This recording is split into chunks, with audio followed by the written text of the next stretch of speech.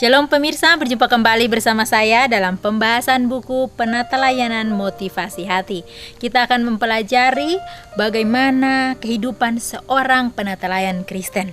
Sebagai seorang Kristen, kita perlu mengakui kebutuhan kita atau kondisi keberdosaan kita sebelum kita melihat kepada kebutuhan untuk berubah.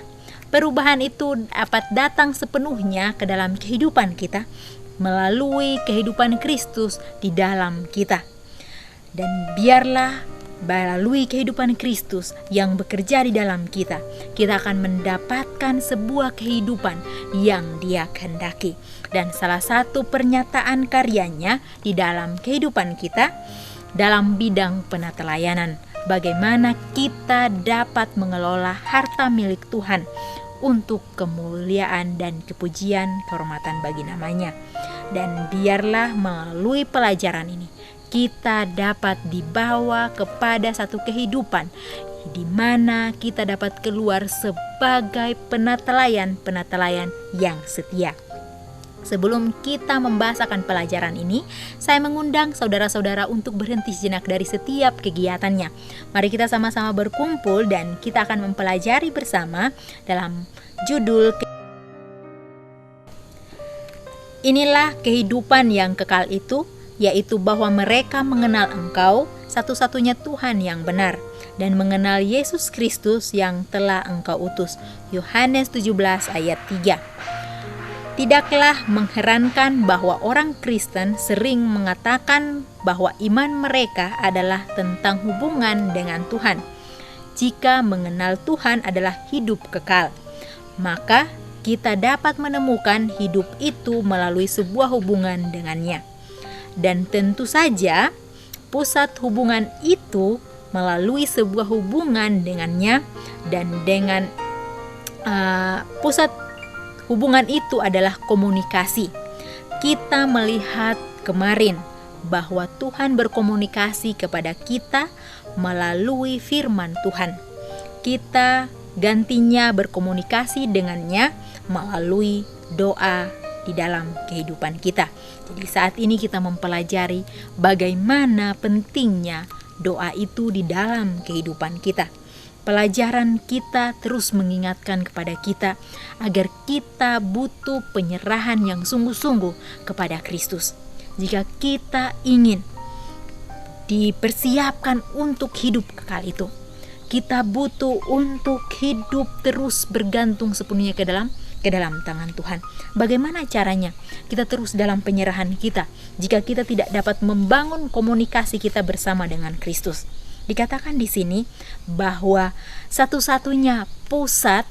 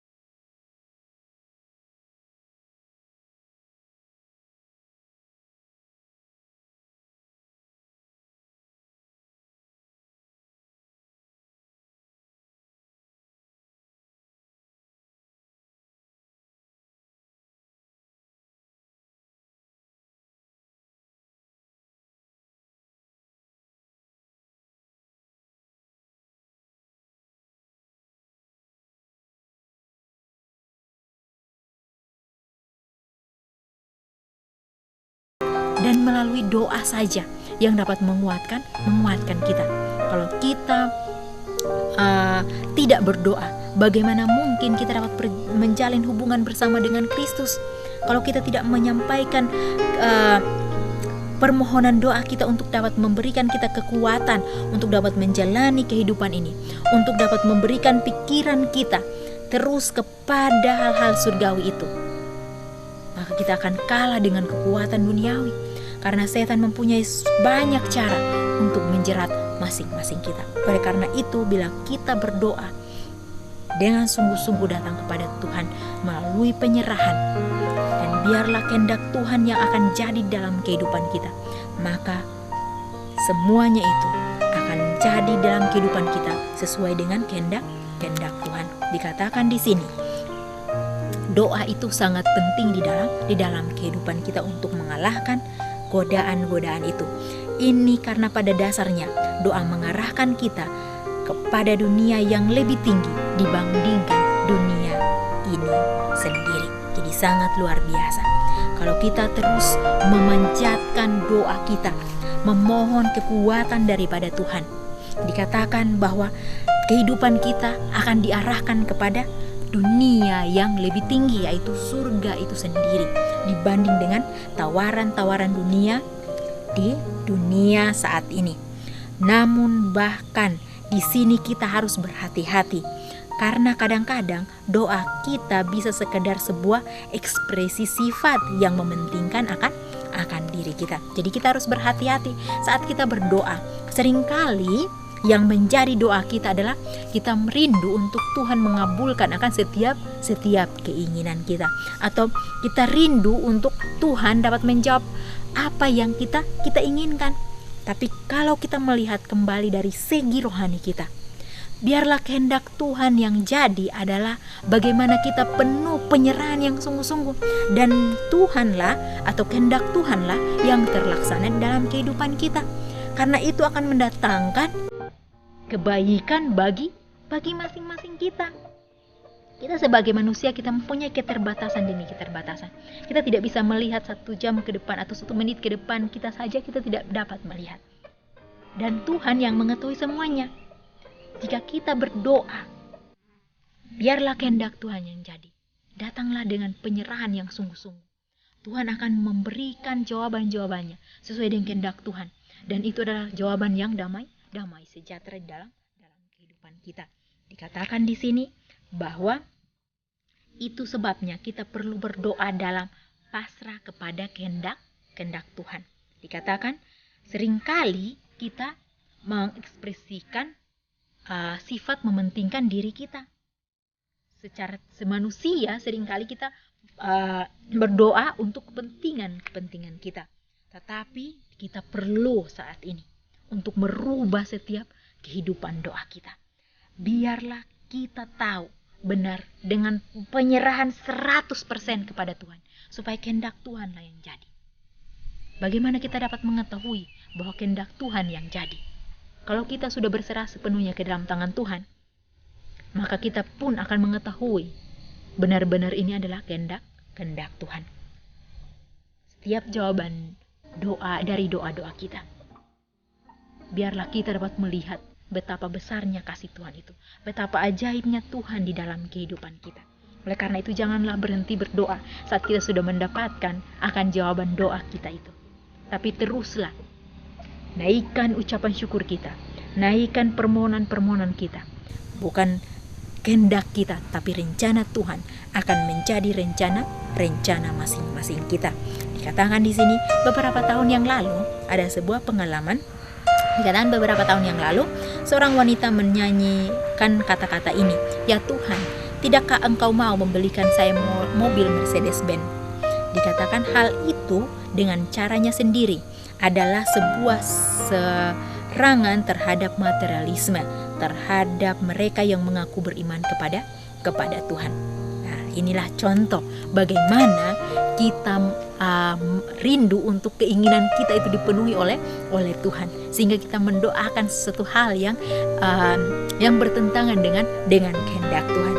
Setiap kali kita berdoa, marilah kita melalui penyerahan yang sungguh-sungguh, agar tidak dituntun kepada materialisme atau hal-hal duniawi yang dunia tawarkan.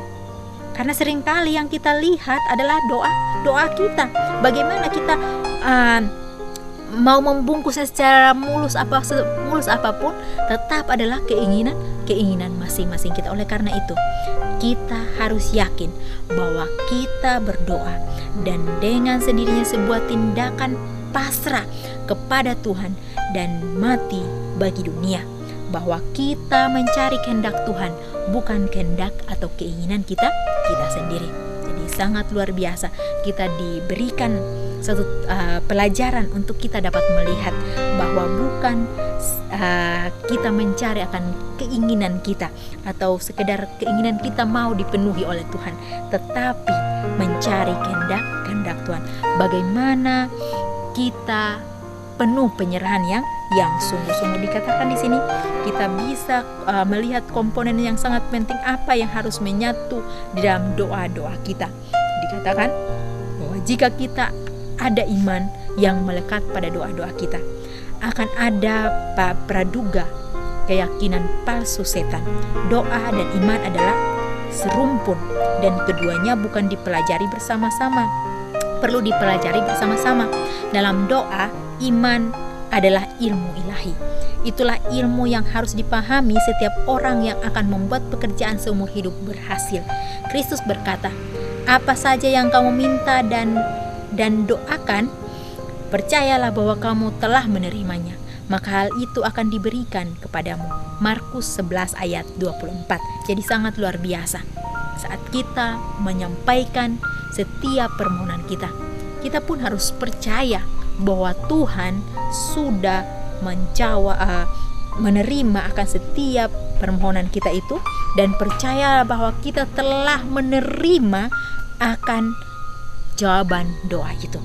Jadi kita butuh iman itu di dalam kehidupan kita. Seringkali kita pohonkan, tapi kita masih ragu, apakah Tuhan mau jawab atau bagaimana, dan bagaimana membuat kita mempunyai pergumulan yang sangat berat, karena masih ada keinginan-keinginan duniawi yang membuat kita terus bergumul dengan pergumulan berat itu. Oleh karena itu kita butuh iman. Kita butuh iman yang sempurna itu datang ke dalam kehidupan kita. Doa dan iman itu adalah satu rumpun, harus berjalan bersama-sama. Kalau kita hanya berdoa tapi kalau kita tidak memiliki iman, maka sia-sialah akan setiap doa-doa kita itu. Oleh karena itu harus berjalan bersama-sama sehingga dapat mendatangkan sesuatu yang baik dalam kehidupan kita. Apa saja yang kita minta dalam nama Kristus, percayalah bahwa kita sudah menerimanya. Itu sebuah iman yang luar biasa, yang menuntun kita bahwa kita patut berserah. Karena melalui penyerahan itu, melalui iman itu, kita mendapatkan apa yang kita telah pohonkan. Dikatakan di sini, setiap yang kita pohonkan seringkali ada yang langsung dijawab dan ada yang akan dijawab atau sedang dalam proses untuk dijawab. Karena saat kita berdoa, Tuhan masih melihat apakah ini kehendak kita atau kehendak Tuhan, dan Dia akan menjawab sesuai dengan kehendaknya. Tuhan mau melatih kita saat kita mau berdoa, dan kita langsung menerimanya. Berarti Tuhan melihat bahwa kita benar-benar butuh jawabannya sekarang, dan Tuhan itu adalah kehendak Tuhan. Tapi kalau tidak, berarti Tuhan mau mengajari kita bagaimana bersabar, bagaimana Tuhan rindu untuk kehendaknya yang terjadi dalam kehidupan kita, bukan keinginan kita. Oleh karena itu, percayalah bahwa Tuhan ada di sana untuk menjawab setiap doa-doa kita. Dia membuat jelas bahwa permintaan kita harus sesuai dengan kehendaknya. Dikatakan bahwa jika permintaan kita sesuai dengan kehendaknya, kita harus yakin bahwa Tuhan sudah menjawab kita sudah menerima akan jawaban doa itu. Katakan kita harus meminta hal yang Dia telah janjikan, dan apapun yang kita minta harus digunakan dalam melakukan kehendaknya. Syarat-syaratnya terpenuhi, janji itu tegas. And White Prayer halaman 57 mengajarkan kita bagaimana kita harus meminta. Dikatakan kalau kita meminta hal-hal yang telah Tuhan janjikan di dalam kehidupan kita, maka Dia pun akan memberikannya melalui syarat-syarat yang telah terpenuhi. Janji itu tegas dan janji itu ada di dalam kehidupan kita.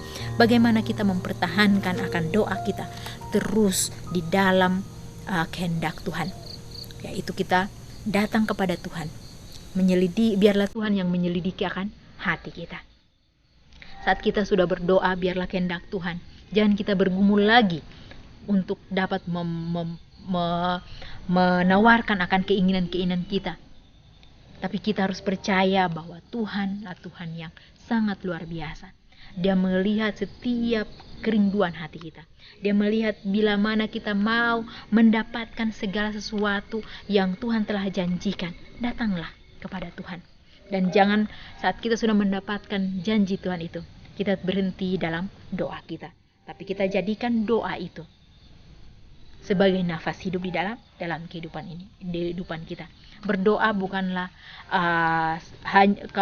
bukanlah sesuatu yang harus kita datang dan berlutut, lipat tangan dan berdoa.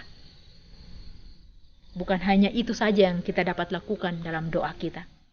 Biarlah dalam hati kita ini, kita terus panjatkan permohonan kita. Kita terus memohon akan tuntunan Tuhan. Doa kita, biarlah kita naikkan setiap saat. Bagaimana mungkin kita harus berlutut dan berdoa dan melipat tangan dan berdoa kalau kita sedang berada di satu lingkungan yang tidak mendukung untuk hal itu.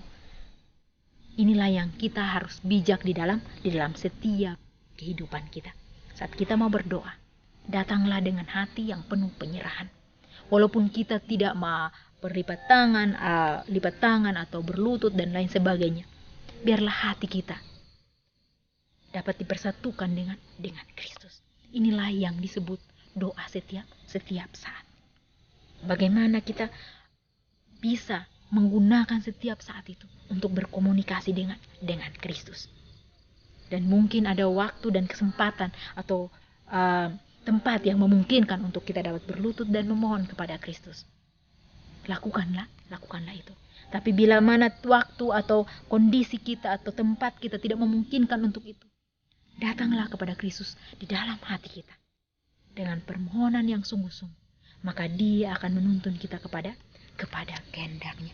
Kehidupan kita bukan untuk kehidupan diri kita saja, tapi kita perlu untuk terus meminta Tuhan menuntun kita, karena waktunya sudah sangat singkat.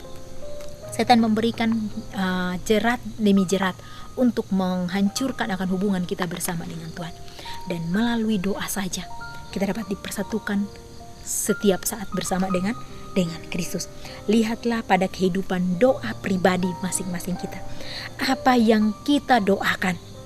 Apakah doa-doa Anda memberitahukan tentang prioritas Anda di dalam kehidupan kita? Atau mungkin hal-hal yang perlu kita doakan? Dikatakan prioritas apa yang kita doakan? Jangan kita hanya prioritas untuk materialisme yang harus Tuhan penuhi dalam kehidupan kita. Tapi kita tidak mempersiapkan diri kita untuk hari besar itu. Yang saat ini kita harus doakan agar Tuhan dapat menuntun kita kepada penyerahan yang sepenuhnya ke dalam tangan-Nya. Sehingga setiap saat kesempatan yang telah Dia berikan dalam kehidupan kita, kita bisa bangun setiap hari, kita bisa bangun setiap saat. Kita dapat lihat bahwa Tuhan ada di sana untuk kita. Kita dapat melihat bahwa Tuhan akan menjawab doa-doa kita sesuai dengan kehendak Tuhan. Dan biarlah melalui pelajaran ini kita dapat membangun kehidupan doa bersama dengan Kristus. Kita harus menyadari kita butuh akan pertolongannya. Karena kita sendiri berjalan, kita tidak sanggup untuk mengalahkan kuasa dosa itu. Oleh karena itu kita butuh datang kepada Kristus setiap saat untuk dapat menuntun kita. Tidak hanya waktu kita berduka baru kita datang kepada Kristus, atau kita butuh baru kita datang kepada Kristus. Tapi jadikanlah doa itu sebagai nafas hidup kita. Dikatakan jangan kita berdoa hanya rutinitas saja, tapi biarlah doa itu adalah sebagai nafas hidup kita. Bagaimana doa itu harus kita panjatkan kepada Kristus melalui penyerahan yang sungguh-sungguh. Kalau hanya rutinitas, banyak orang yang tidak mengenal Kristus, mereka pun menyampaikan doa mereka sebagai rutinitas. Tetapi kalau kita yang sudah dilatih di dalam kebenaran Kristus, marilah kita memiliki iman dan dalam doa kita itu. Marilah kita jadikan doa itu sebagai nafas hidup, sehingga dapat memberikan kita kekuatan melawan setiap godaan Tuhan. Godaan setan. Dikatakan di sini, jika sebagaimana kita telah lihat, kita harus mengatur pikiran kita, hati kita kepada hal-hal surgawi yang bertentangan dengan hal duniawi. Oleh karena itu kita butuh akan doa itu. Penting sekali doa itu. Sebagai manusia kita mempunyai kedagingan yang sifat kedagingan yang terus menuntun kita kepada kehidupan duniawi. Dan untuk membuang itu kita butuh berdoa setiap saat. Karena kita akan jatuh setiap saat jika kita tidak berdoa. Oleh karena itu datanglah melalui penyerahan yang sungguh-sungguh. Jadikanlah Tuhan sebagai sahabat kita. Apapun yang kita hadapi di dunia ini,